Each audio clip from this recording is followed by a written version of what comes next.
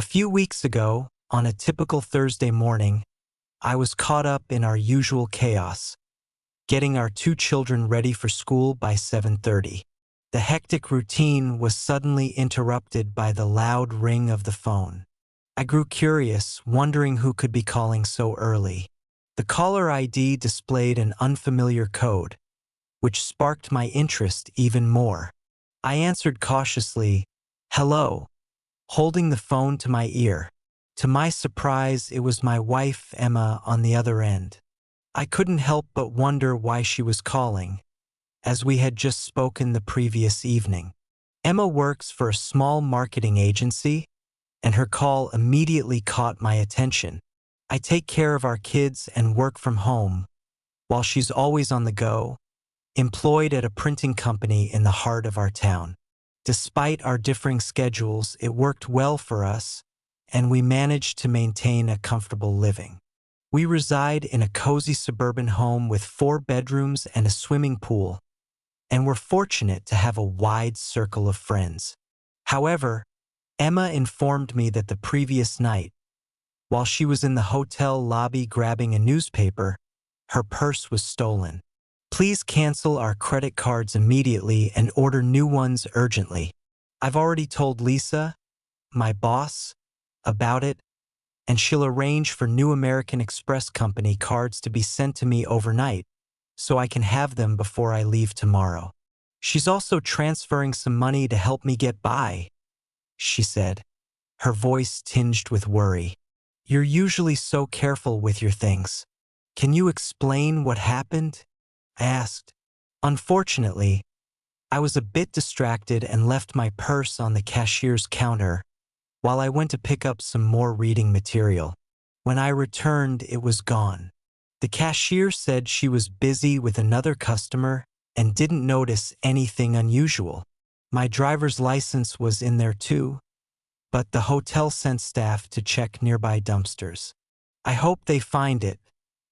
Otherwise, I'll need to take a taxi to today's meeting. Don't worry, I'll handle the credit cards quickly. I'm sorry for my carelessness, dear. Hopefully, aside from about $1,200 in my wallet, we won't have any additional expenses. We can replace the other cards gradually. Luckily, most of my makeup is still in the room, so I'm set for the morning presentation. How are the kids? I miss the days when we were all together," she added. About 6 weeks ago, I successfully canceled the credit cards before any unauthorized charges were made. However, the wallet containing my driver's license and other non-credit card items was still missing, so I pushed that concern aside. Life went on as usual, but today I have something significant to share. I came across a statement from Emma's Fidelity account, where she manages a separate investment fund from the inheritance she received after her parents' tragic accident a few years ago. I've always respected her privacy regarding this account, but while searching for our home insurance policy, I stumbled upon a folder containing monthly statements from her personal account. I recalled that the inheritance was around $350,000 after her parents' passing, and I couldn't help but wonder how much it had grown. To my pleasant surprise, it had increased to over $400,000. While reviewing the statement, I noticed a $3,000 withdrawal from the money market account about 6 weeks ago. My curiosity was piqued about how she had used that money, so I decided to dig deeper into her money market account. To my astonishment, I found that she had written a substantial check to a local jewelry store just a couple of days after losing her purse in the same city. I couldn't help but wonder what she had purchased there. She hadn't mentioned buying anything for me, and I hadn't heard her talk about getting jewelry for anyone else. Although she has a brother, I couldn't fathom why he would need a $3,000 gift. After some thought, I decided to visit the jewelry store's website and noted their phone number for further inquiry. I called the store, introduced myself, and explained that we had an issue with a purchase and were wondering about the store's warranty. The woman, who identified herself as a store representative, looked up the transaction and asked about the problem with the rings. I was momentarily confused, unsure what rings she meant. Thankfully, she quickly clarified, "I remember this purchase. When she visited our store, she was clearly upset and said her wedding and engagement rings had been stolen. She wanted to replace them, which was quite a challenge. While we searched for suitable options, she used the company card as collateral and later sent a check to cover the cost. This was shocking, as she had only mentioned the theft of her purse, not the rings. I told the woman on the phone that I needed to discuss this with my wife and said goodbye, feeling utterly bewildered. It was becoming increasingly clear that the rings were likely in her purse when it was stolen. But why would she carry them in her purse if she had no intention of hiding her marital status? As far as I knew, there were no professional restrictions related to revealing one's marital status. However, unsettling thoughts began to swirl in my mind, suggesting she might have considered an extramarital affair while away from home. The very idea made my stomach churn. We had been married for 11 years and had 2 wonderful children, Liam, age 8, and Sophie, age 6. I believed we had a perfect marriage and a picture-perfect family. Our personal life seemed fulfilling to me, or so I thought. She traveled once a month, staying for 2 or 3 nights in distant cities. If she had intentions of infidelity, it could have been a discreet opportunity. Losing the rings must have deeply upset her, prompting her to replace them with near-identical copies. I had bought those rings with my modest earnings, so they weren't extravagant, and creating a close replica wasn't too costly. She could have reported the loss to the insurance company, but I likely would have found out. If her purse was truly stolen at the hotel, she should have filed a report. I decided to locate the hotel's contact number and called. When I asked about any records related to the theft of my wife's purse, they confirmed they had a written account of the incident. I requested a faxed copy, which I received shortly. The report was written and signed by Emma herself. In it, she stated that her purse was stolen while she was dancing in the hall. She had left it at the booth where she was seated, and when she returned, it was gone. Remarkably, Emma explicitly noted her reluctance to involve the police. As I absorbed this information, my thoughts raced, overwhelmed by the implications of what I had uncovered. She had deceived me, not only by hiding the truth about the stolen rings, but also by fabricating a story about the theft. While there could be another explanation, my mind couldn't conjure anything beyond the disturbing thoughts swirling in my head. It became clear that I needed to uncover the significance of losing those rings, or they would haunt me and drive me to madness. One thing was increasingly evident. The rings were in her purse when she was dancing with an unknown man. Weeks had passed since the incident, and Emma was about to embark on another trip in a few days. I realized I needed to gather more details about her upcoming schedule. I wanted to understand what she typically did in the evenings away from home. If she was involved with other men, perhaps losing the rings had been a wake-up call, prompting her to reassess her behavior. I knew that if I discovered her infidelity, it would likely spell the end of our marriage, though I dreaded thinking about how it might affect our children.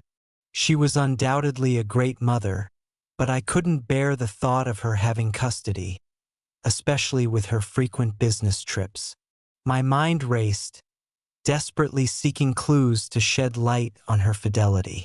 What other information might hint at her actions during her trips? Did she engage in unprotected encounters or insist on contraceptives? I assumed she would opt for protection, as she wouldn't want to risk bringing home infections or an unwanted pregnancy. After our second child's birth, I had a vasectomy, making pregnancy impossible. She couldn't rely on the men she met having protection, so she likely had her own supply. The question remained, where did she keep them? It was unlikely she stored them at home or in the car, so the office seemed the most probable place. She probably carried them on business trips. I knew she transported work papers, a laptop, and presentation materials in a large briefcase she kept at her office. But if she had an early morning flight, she'd bring the briefcase home the night before and pack it into a suitcase for the airport. This detail was crucial. I needed to find a chance to search the briefcase before her departure. I hoped her next trip involved an early morning flight, that I made a deliberate choice to remain calm and composed, not showing any signs of suspicion. When the kids returned from school, I was busy with tasks and had little time to dwell on my concerns. Still, the specter of her infidelity lingered in the back of my mind. When Emma returned from work, I was a bit frazzled while preparing dinner. I accidentally spilled a bowl of beans, creating a mess on the floor. The ensuing chaos of cleaning up and managing the kids' activities left me looking somewhat disheveled. Fortunately, she didn't seem to notice anything unusual in my behavior. After the commotion settled and the mess was cleaned up, I greeted her with a kiss on the cheek. We sat down at the table as usual to enjoy dinner and engage in our typical small talk. Given our normal routine, I didn't expect her to suspect anything. "So, you're heading out on another trip in a couple of days?" I asked. "Yes," she replied with little enthusiasm. "Same old routine. Not really looking forward to it." My curiosity prompted me to probe further. "If you don't enjoy it, have you considered applying for a different role? You've been with the company for a while and understand its operations well. I think you could adapt to almost any position." She mentioned wanting to gain more experience before moving to a desk job. I gently appealed to her conscience. "The kids and I really miss you when you're not home." "I know, I'm sorry," she responded sympathetically. "I miss you all too." Seeking more details, I continued, "So, where are you headed this time?" "Leaving in the morning, so we can spend some time together before you go." I held her gaze, mindful that our children could hear us. Despite trying to appear normal, my anxiety was evident as my stomach churned, making it hard to eat. She seemed to think everything was fine, mirroring my reaction. I wondered if she had stomach issues, but it turned out she was eating without much enthusiasm. Perhaps my suspicions were unfounded, but the urge to search her briefcase lingered, as it could provide insight into her loyalty. "I'm only going to Denton, leaving tomorrow morning at 7:30, she said. "I need something to keep me going until I return on Friday," she added playfully, winking at me.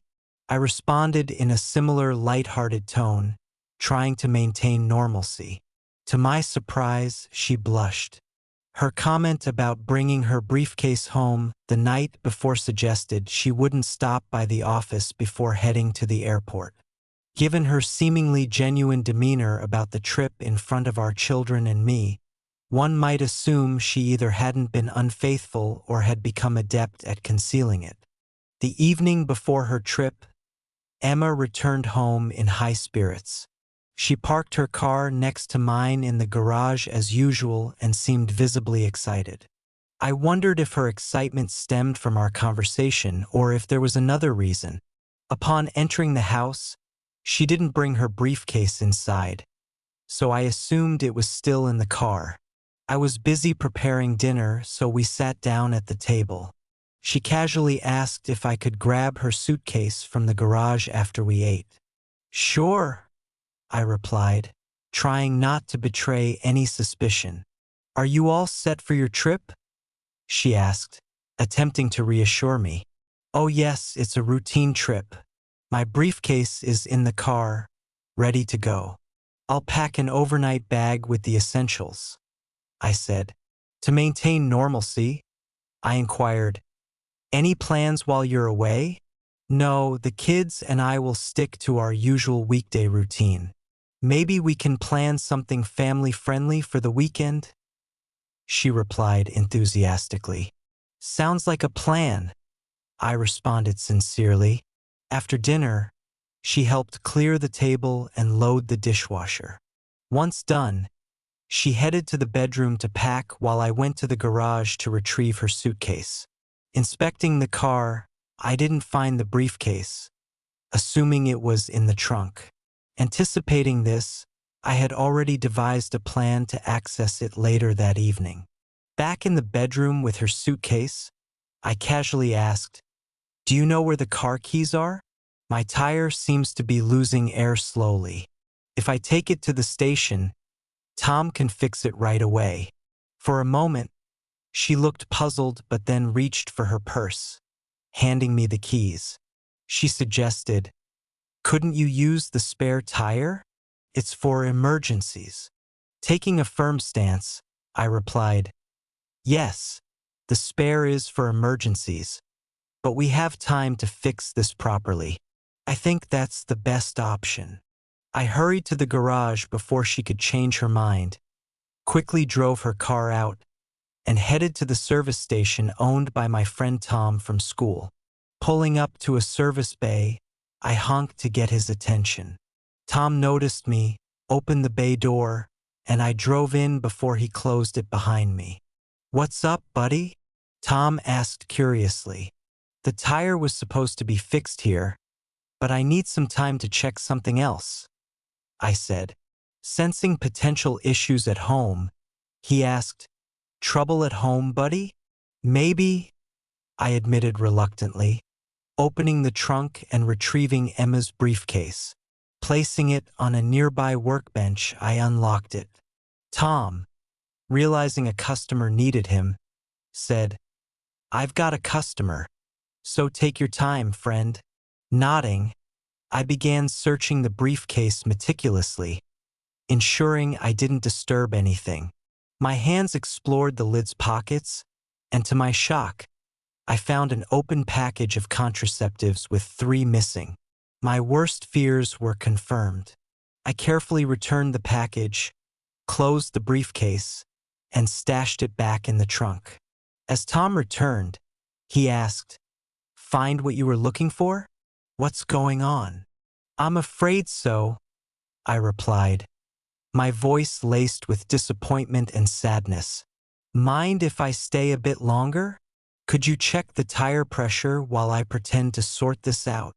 Tom gave me a curious look but complied silently. He was a true friend. While he checked the tires, I drove out of the bay and stopped at a gas station to fill the tank, unsure when I'd do that for her again. My thoughts were filled with gratitude for Tom's understanding as I headed home. Pulling into the garage, a sense of darkness enveloped my thoughts, and panic intensified, fueled by anger and frustration. It was hard to grasp how she could betray our marriage, our children, and me. Amid fading emotions, I focused on planning my next steps to secure custody of our children. I needed concrete evidence of her infidelity and misconduct. Despite her flaws as a partner, I acknowledged her as a good mother. The children deserved a maternal figure, and visitation rights would likely be granted. My ultimate goal was full legal custody. She'd have to explain the reasons for our divorce to her brother and friends. Entering the house, I called from the bedroom, "Everything's set, just a minor issue with a nail." "Okay, thanks," she replied, avoiding eye contact. Seeking solace, I grabbed a beer from the kitchen and settled in the family room with the kids, who were engrossed in a TV show. About 30 minutes later, Emma joined us and sat beside me on the couch. By then, my emotions had settled, but a deep sadness washed over me as I realized our once happy family would soon be a memory. To my surprise, Emma moved closer and snuggled up, whispering, "Ready for tonight?" After a sip of beer, I replied. I think so, but I've got a stomach ache. Sympathetically, she said, Oh, that's too bad, honey. Holding on to me, Emma softly added, I love you. And I instinctively put my arm around her shoulders, grappling with mixed feelings.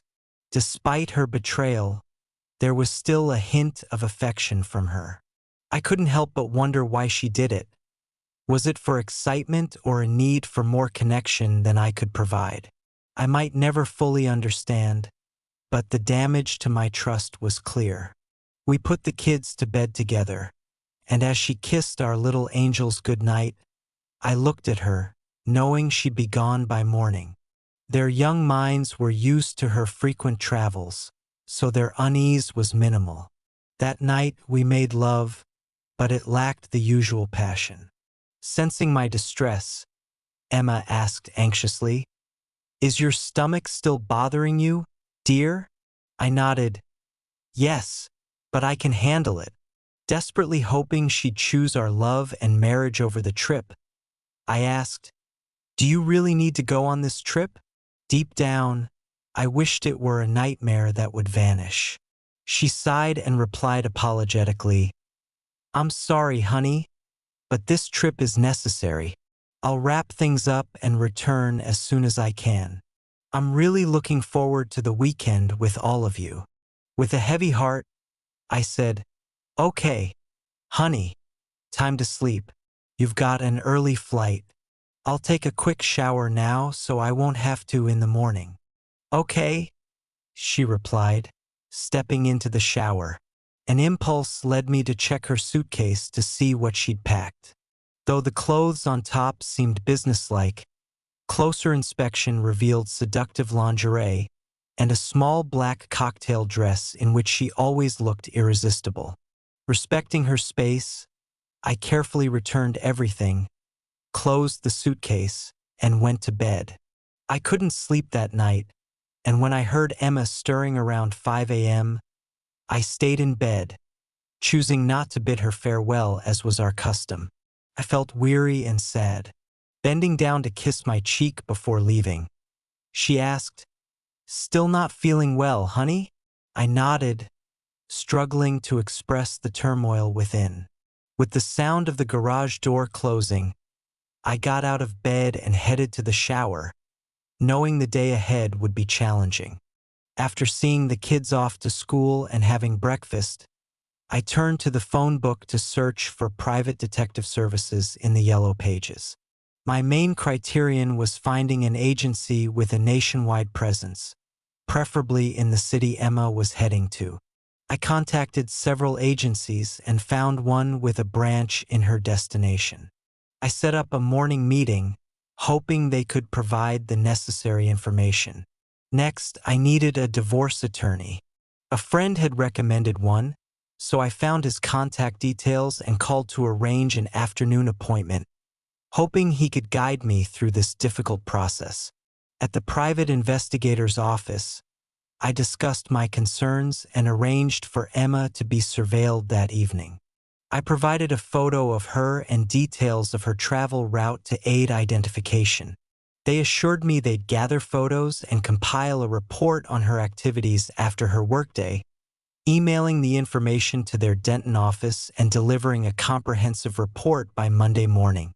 Satisfied with their commitment, I made a substantial upfront payment. They warned they might not capture photos but would strive to provide as much incriminating evidence as possible. I agreed it would suffice. The afternoon meeting with the lawyer went as expected. He explained that in our state, divorce follows a no-fault principle, so there's no need to assign blame. However, as the primary caregiver, I'd likely get custody. It was crucial to understand that Emma would receive substantial visitation rights. Our property would be split evenly, 50-50ths.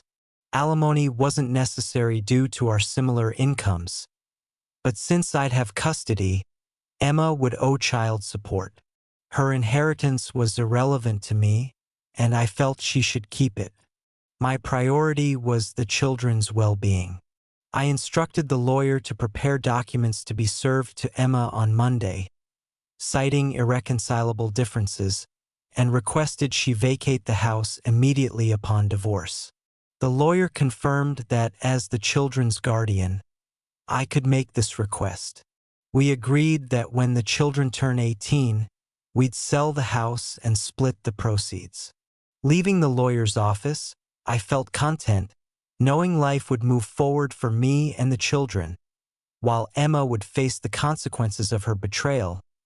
I didn't take immediate action on finances, insurance, or other legal matters, assuming I'd have time after serving her the divorce papers. Given her inheritance, I believed she wouldn't worry about her share of our joint savings.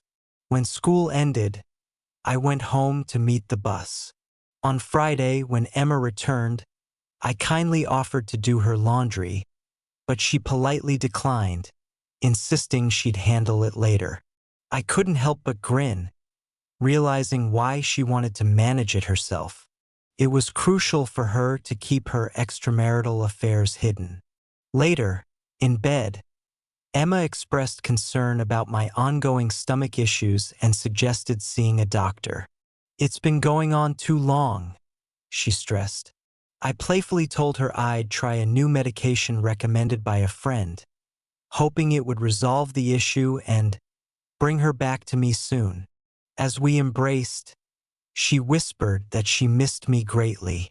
On Monday, as the kids left for school and Emma headed to work, I got a call from the detective agency saying the report was ready. I said I'd be there shortly and was soon discussing details with the office manager. He informed me that a report with photos had been faxed from Denton that morning. He hadn't read it fully but noted that a quick scan and glance at the photos seemed highly incriminating. I took a copy and began reading. The subject was identified as Emma Wilson. Surveillance began at 5:17 p.m. on Wednesday, June 16th, in the lobby of the Denton Marriott Hotel. Her identity was confirmed by a photo from the Merville office. The report noted she wore a company badge, further verifying her identity, and carried a briefcase entering the elevator. A staff member accompanied her, confirming her arrival at room 414 at 5:23 p.m. The report emphasized she was alone at that time. A photo labeled Exhibit 1A showed her dressed professionally before entering the room, taken discreetly with a mobile phone. At 6:31 p.m., agents received a signal that she left her room for the elevator. A minute later, at 6:32 p.m., she entered the lobby, dressed as described in Exhibit 1B. Examining Exhibit 1B, it was clear Emma wore a small black cocktail dress with high heels and a necklace I gave her for our 10th anniversary. However, the absence of wedding rings on her left hand stood out most. The photo clearly showed she wasn't wearing them. At 8:51 p.m., the report noted Emma and a man in a passionate embrace left the restaurant, then took the elevator to her floor. Photo Exhibit 1D captured their intense kiss in a booth. At 11:13 p.m., the man left her room and the building. The report included the license plate of a car registered to Michael C. Reed, a married man with 2 young children living in Denton. The report further detailed that Emma repeated her actions the next night with another man, signed by a Denton investigator. This revelation filled me with deep anxiety and resentment. It was clear my wife was leading a promiscuous life away from home. I couldn't reconcile her actions. It was a betrayal beyond my worst expectations. Even losing her wedding rings didn't stop her recklessness. After settling the bill with the detective, I thanked them and left, taking 2 extra copies of the report on a CD for safekeeping.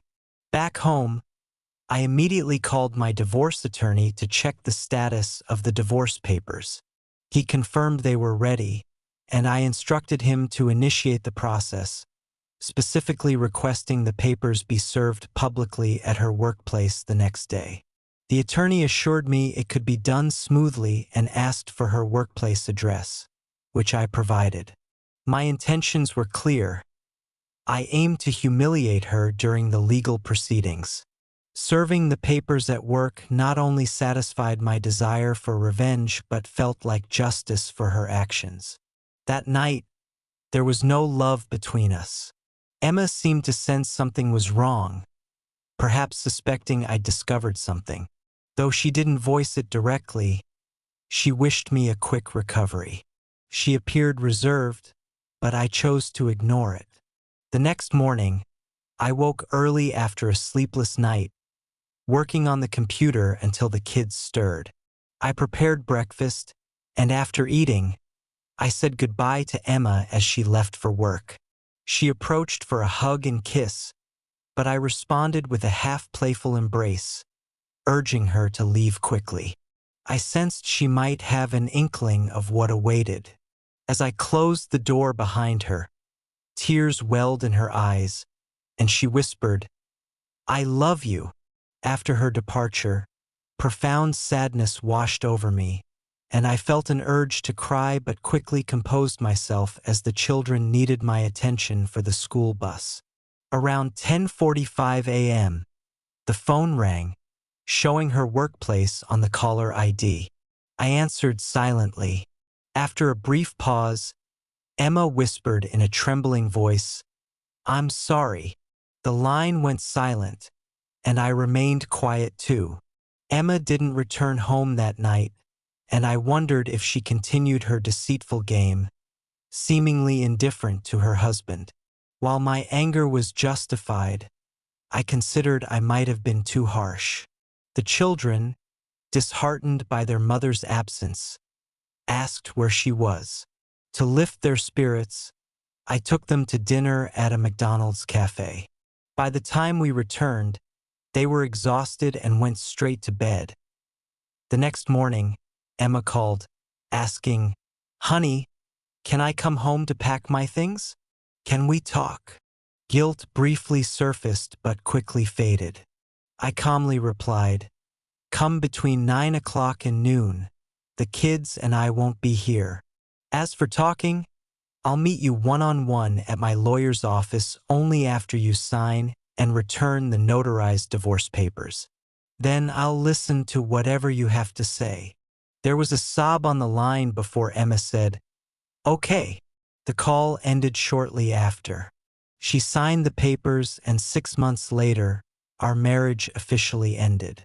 It turned out she became pregnant during the affair, but contraception failed.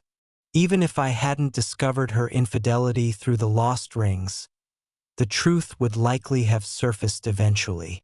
Rumors circulated that she was dating again.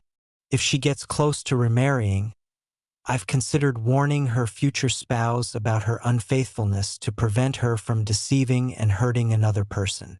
During our meeting at the lawyer's office, I shared my thoughts. She pleaded with me to reconsider the divorce, explaining how hard it was without unrestricted access to our children. I told her I could no longer trust her.